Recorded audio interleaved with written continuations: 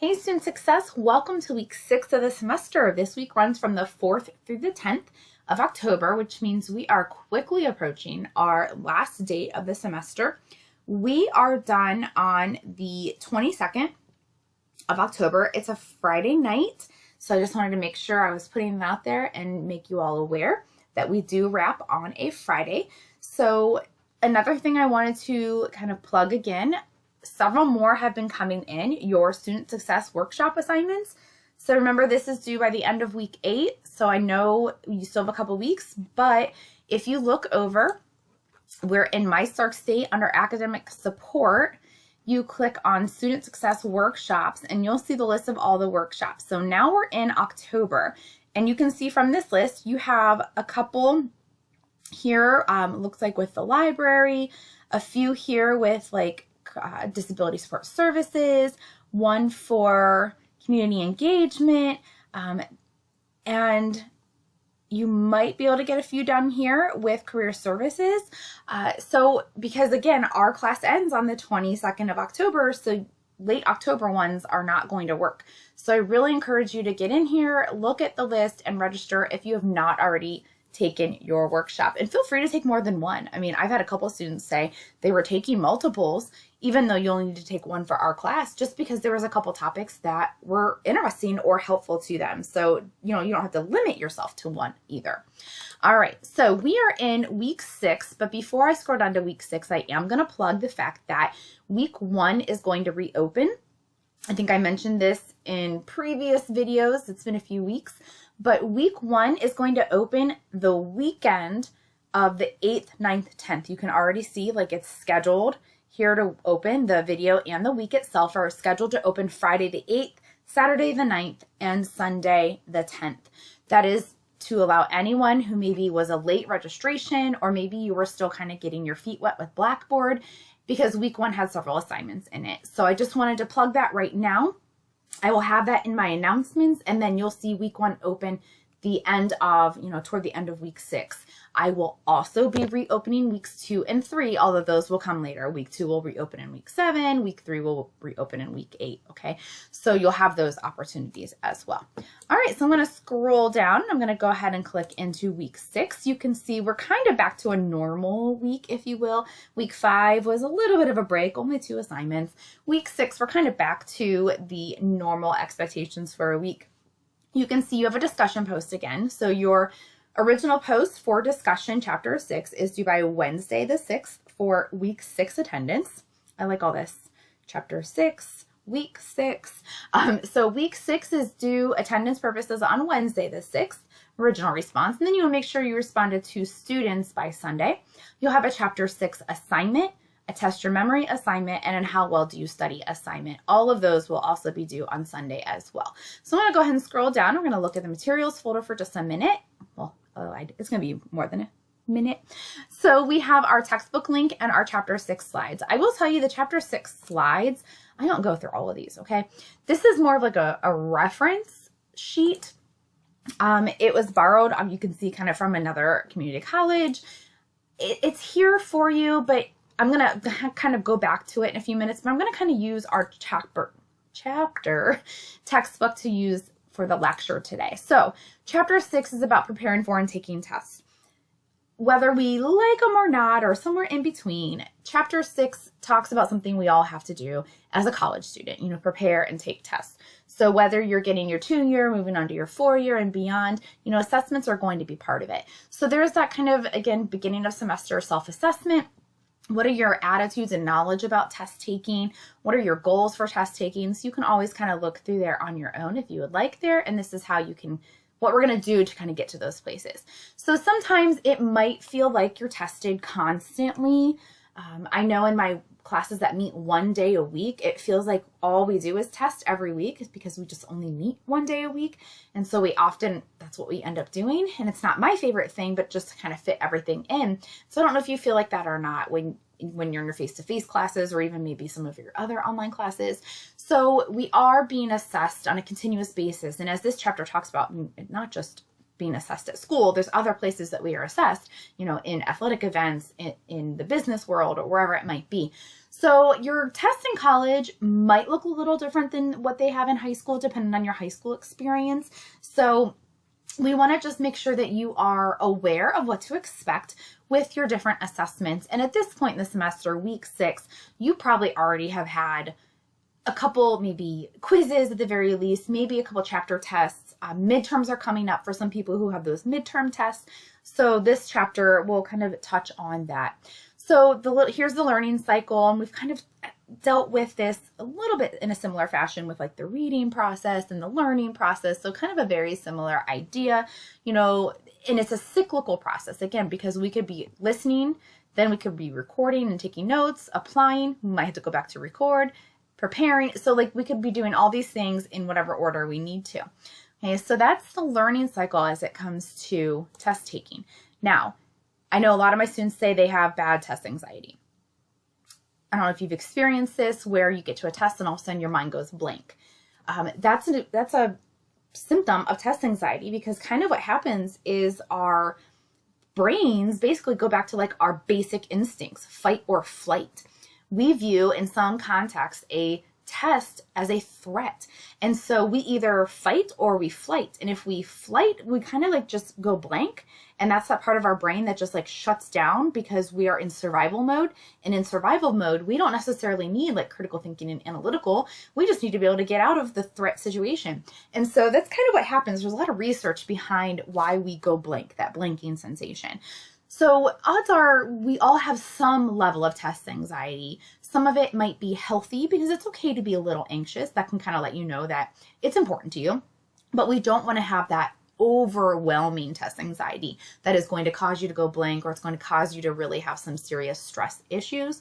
And so this kind of allows you to kind of think about your test anxiety right here, true or false. And then based on that, just kind of look and see, here are some different steps to combat test anxiety and that stress of it. Be prepared. I mean, obviously, if you're not prepared for a quiz or a test or whatever it might be, that's the number one thing that's going to cause you anxiety. Like, if you don't know the material, you should be anxious, because that means you didn't prepare or spend the time needed. So you want to make sure you're prepared. First of all, you know when the test is. That's another big thing. Make sure you know when the test is. I have so many students who come to class, we have a test today, we have a quiz today. So look at your syllabus, be prepared, plan out as part of your time management routine how much time each day or an evening you're going to, allocate to studying for that particular assessment. So just make sure that you are really preparing for that, whatever that looks like for you. Flashcards, reviewing your notes, studying with someone else. Get rid of your negative thoughts. If you are constantly thinking, I can't do this, you want to turn those into more positive. Like, I can do this if I invest the time and energy. So really kind of just get rid of those negative thinking process. Really try to visualize success. I'm going to do well. I'm going to get an A, or I'm going to get a B. Don't compare yourself to other students when you're taking a test. I don't know if you've ever been in a situation where you're in a classroom and all of a sudden 2, 3, 4 people get up before you and turn their test in. You have no idea if they have all the answers right or if they just flubbed their way through the whole thing and that's why they're done quickly. So you really don't want to compare your progress to someone else's, because you just don't know how prepared they are. Have a plan. So especially if you have multiple choice, true, false, essay, short answer, make sure that you have a plan and stick to it. And then these are kind of like common sense ones, hopefully. It's sometimes easier said than done. Get a good night's rest, eat before the test, make sure you have all your materials, and then just try to relax, taking deep breaths. There's something called progressive muscle relaxation, where you can kind of start making fists with your muscles from your toes all the way up to your eyebrows. Like I say, like squeezing your muscles, tensing your muscles from one part of your body to the next, really making sure that you're tensing that up and releasing it, because it allows yourself to release some of that stress. Okay, so here are some kind of a little exercise talking about combating negative thinking. Again, that's a big piece of it, because what you kind of manifest in your mind is often going to be what happens. And so you want to have those positive thoughts. Even if you really don't think you're going to do well, lie to yourself. You know what? I'm going to get at least a C, or I'm going to ace this, because sometimes even lying to yourself can allow you to do better. I know it sounds strange, but it does work. All right, so studying to learn, not just for tests. You want to make sure that you're studying not just because a test is coming up, because honestly, if you invest the time and energy into your studies before there ever is a test, you're laying that groundwork. Cramming works for some people, and more people do it than they should.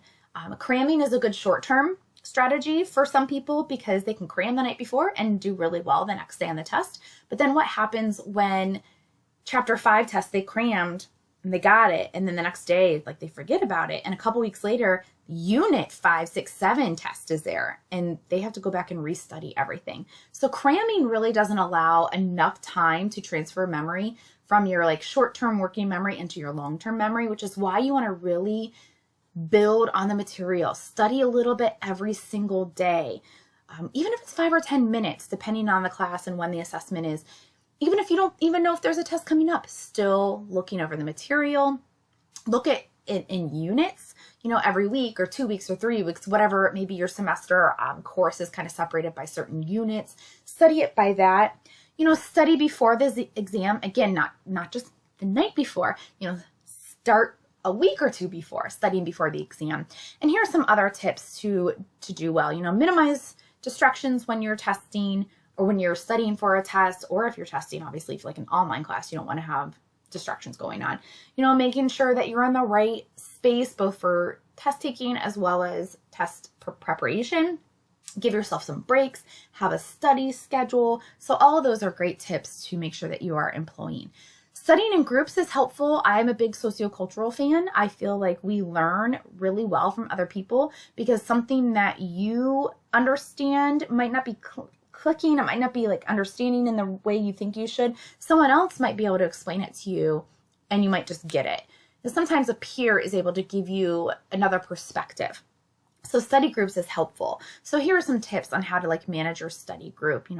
You could have the same study group throughout the course of a semester, or maybe just short-term one for one test.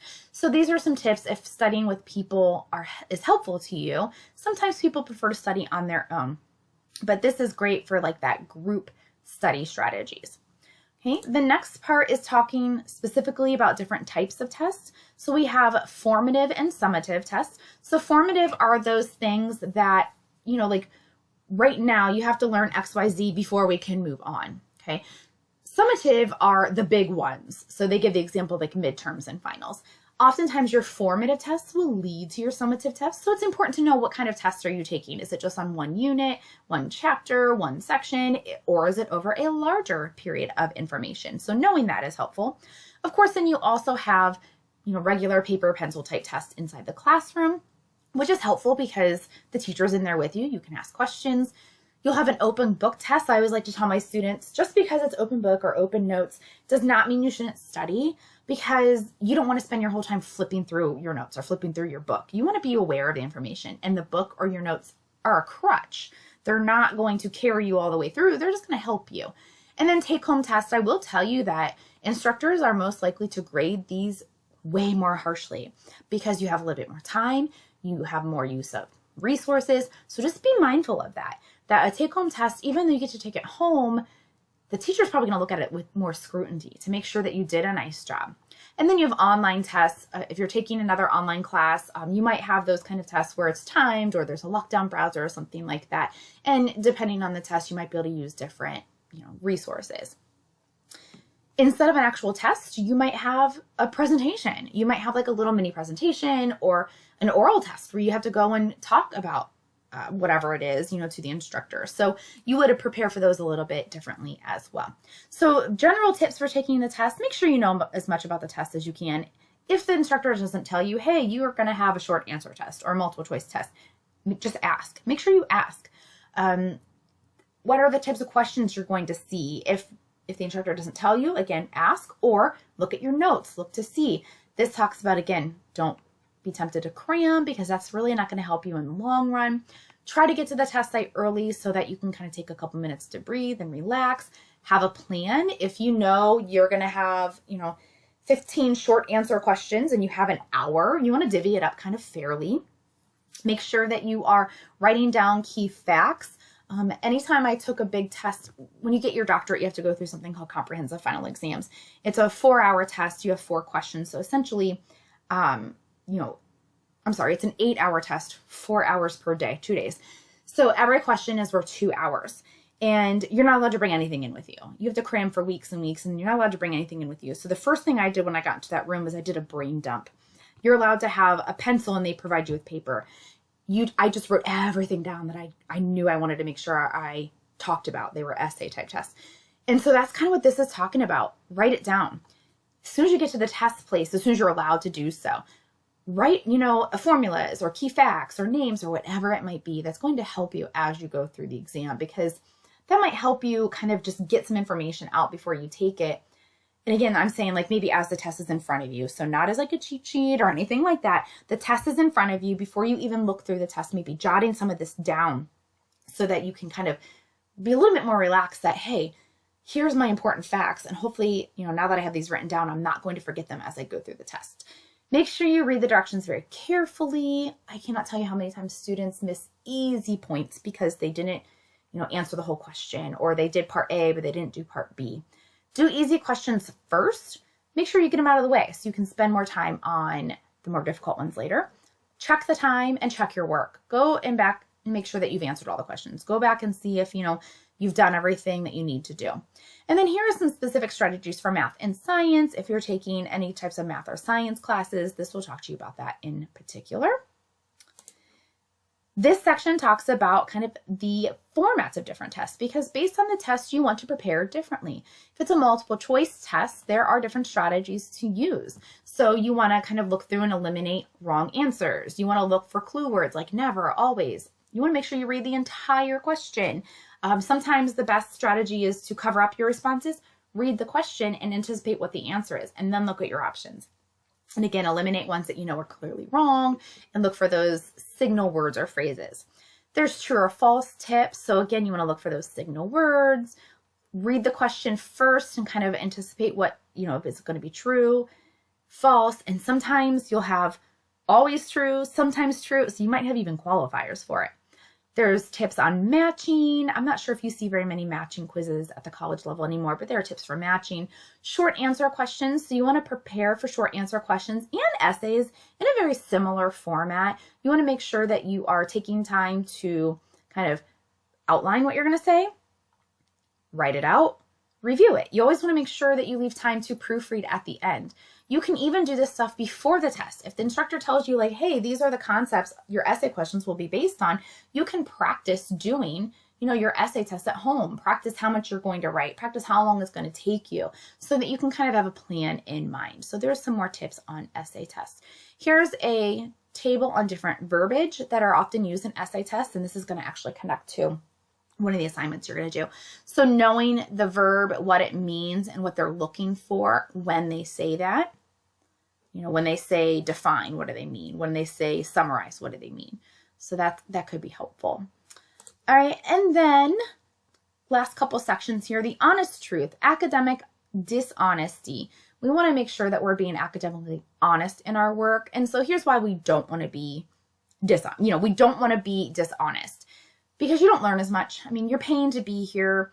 You're eventually wanting to get into your career path. If you're spending your time and energy cheating, you're not really learning and you're doing yourself a disservice in the long run. You could risk consequences like failing an assessment, failing a class, getting removed from the school in general. It actually can cause more stress because you might have anxiety about, are you going to get caught? Like, what is this going to do? I already mentioned kind of throwing away your time and money.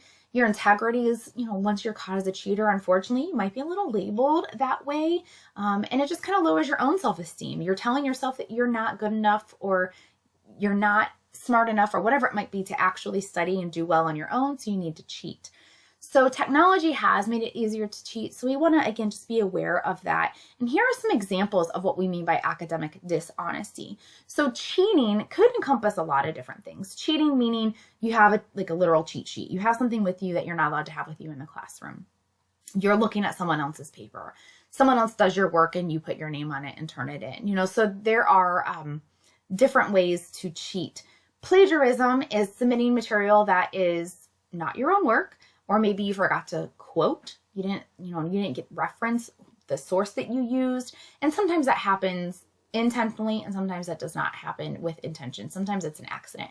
You can also plagiarize yourself, I want to say, and they mention it kind of right here. Submitting identical or similar papers for credit in more than one course without permission. So let's say you wrote a paper in psychology in the fall, and then in the spring you're taking cultural diversity, and there's an assignment that you're like, oh man, this really could work like for my psychology paper. And you just change kind of the information on it, slap a new title on it, and turn it in. You just plagiarized yourself. So you have to get permission from instructors. You can talk to your instructor and say, hey, I wrote a paper in the fall. I really think it could fit. How might I be able to use it? And they might tell you you can't, and that's okay. Or they might say, yeah, you know what? Let me look at it and I can tell you what to tweak or what needs to be removed or added. So the key thing is they're making sure that you talk to the instructor, because especially at like our college, for instance, we're not a huge institution. I mean, we have a lot of different sections and offerings, but the thing is all the instructors talk together. So it could be easily detected. We have fabrication, which is kind of falsifying information, presenting data that's not really gathered. You might not approach or have that as often unless you're doing like research type things.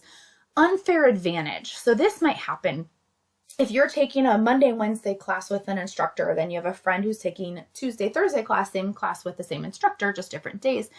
If you take the test on Monday and your friend is taking the test on Tuesday and you say, hey, really study XYZ, it's going to be on the test.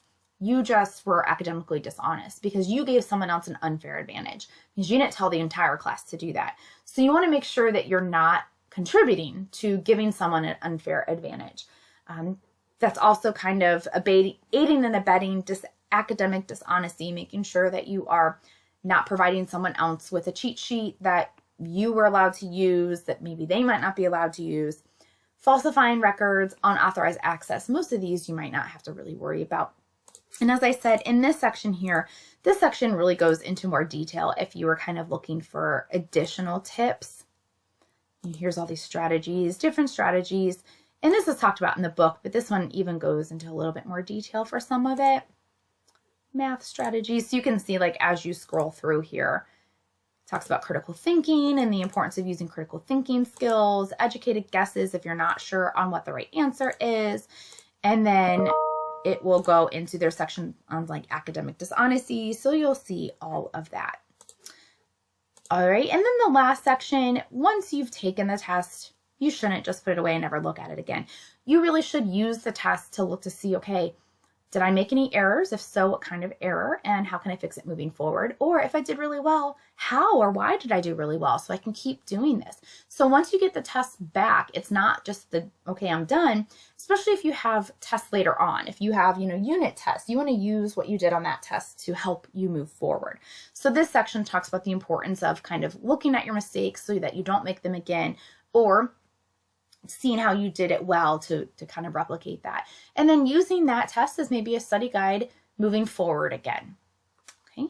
All right. So once you've looked at kind of the chapter, and you can look through this section as well, you're going to go ahead and look at your assignments for this week. I'm going to click into here. Assignments. Chapter 6 discussion board. Original response. So here is your prompt. It says, discuss the forms of academic dishonesty. You're basically going to answer these two questions by doing so. Question 1, what forms of academic dishonesty are most prevalent on your campus? So when they say academic dishonesty, what forms? Right here. Cheating, plagiarism, fabrication, unfair advantage, aiding and abetting academic. So that's what they mean. What form is most prevalent on your campus? Now, if you are still a high school student, talk to me about your high school.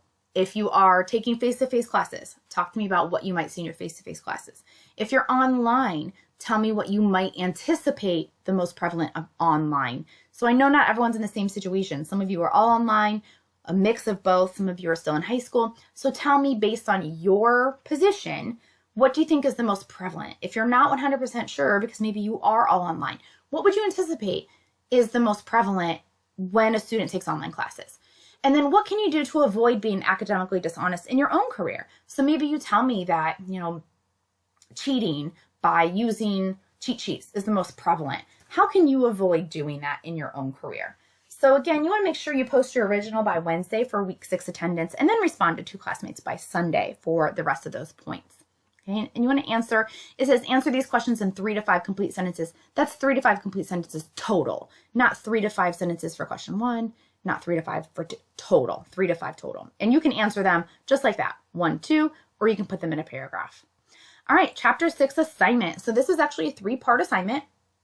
You're going to first read the attached article. So you'll click here, it's a PDF, should open right up. And you can see it says 3 pages, but this first page is really like a picture. So it's really just 2 pages of reading. So it's not a lot of reading at all. You're going to read the article. 2, you're going to choose one of the following verbs and write a short essay question. Okay, so what that means is put yourself in a teacher position.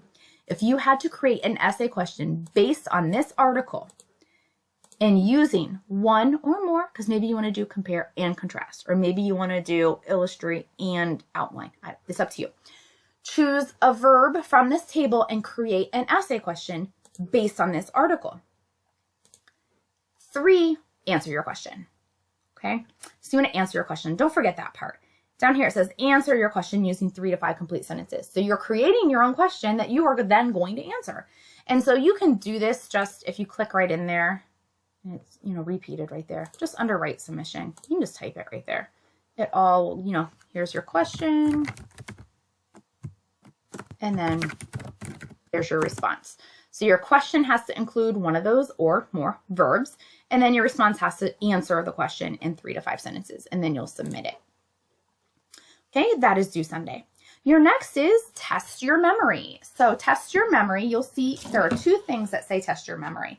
That is because this is kind of like the online learning survey, where here is the test your memory survey. So I'll click it. It's going to open up into one of those little boxes here. And it's going to talk to you a little bit. You're going to hit next. It's going to ask you to do things.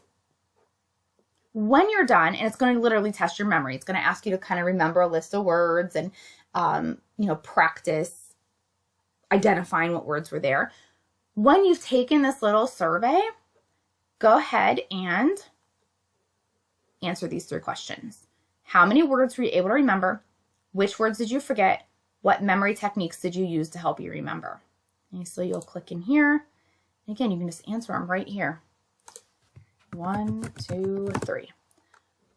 What words or how many, which words did you forget, and what techniques did you use? So again, these 2 go together. I won't see your test your memory results. You will. You're just going to answer those 3 questions. All right, and then the last thing, how well do you study? Good study. This is another one. That is going to just be kind of a moving through. It's going to click next. It's going to ask you some questions. And then when you're done, it's one of those automatically graded assignments that Blackboard will grade. And so you want to make sure you go back into your grade book and just look to see that it doesn't just say in progress. It might say that for the first couple hours afterward, but then you want to go back and see, did it correct itself? Did it give you the grade? All right, so a quick review. You are looking at Chapter 6 materials. You are posting your original response on academic honesty in the Chapter 6 discussion by Wednesday, responded to classmates by Sunday. And then you're completing your Chapter 6 assignment on that essay, the test your memory survey, and then the assignment where you answer the questions, and then how well do you study assignment survey. Those are all due Sunday. Remember, week 1 is reopening Friday, Saturday, Sunday of this week. Hope you all have a great week 6.